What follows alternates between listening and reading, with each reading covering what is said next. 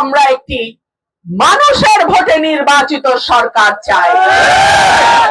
আমার প্রিয় ভাইরা, এই অত্র এলাকার 12 থেকে 14,000 যে ভোট আছে, আমি জানি তার 90 ভাগই ধানের শীষ।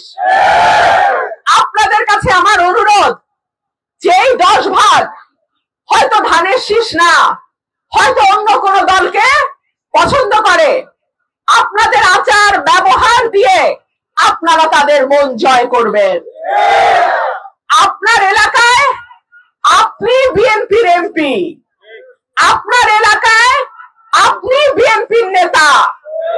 সুতরাং আমাদের আচার আচরণে, আমাদের কথাবার্তায়, আমাদের কাজকর্মে মানুষ যেন বিএনপির প্রতি আরো বেশি আকৃষ্ট হয়, মানুষ যেন বিএনপি এবং ধানের শীষ ছাড়া আর কোন দিকে না তাকায়। আমাদের দলের 3 বারের সাবেক প্রধানমন্ত্রী দেশনেত্রী বেগম খালেদা জিয়া 6 বার মৃত্যুর মুখোমুখি হয়েছেন।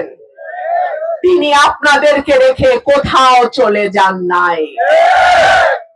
আমাদের নেতা জনাব তারেক রহমান আজকে 17টি বছর তার মাকে অসুস্থ দেখেছে, ভাইকে হারিয়েছে, নির্বাসিত তাকে থাকতে হয়েছে।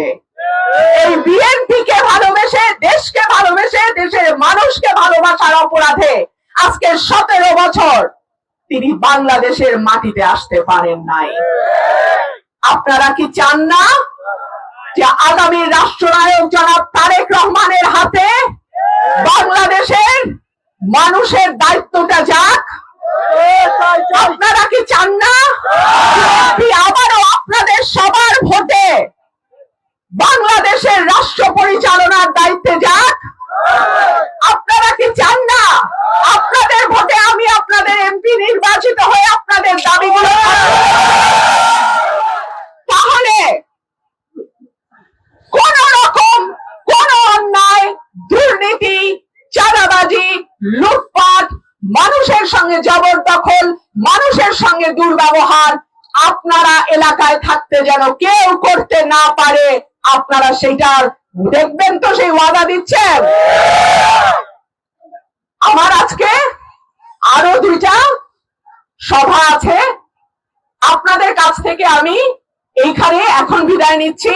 কিন্তু আমি ওয়াদা করে দিচ্ছি, যেই দাবিগুলো আজকে আপনারা আমার কাছে দিয়েছেন, ইনশাআল্লাহ তার যেগুলো সম্ভব আমি নির্বাচনের আগে এবং বাকিগুলো নির্বাচনের পরে আমি পূরণ করে দেব ইনশাআল্লাহ।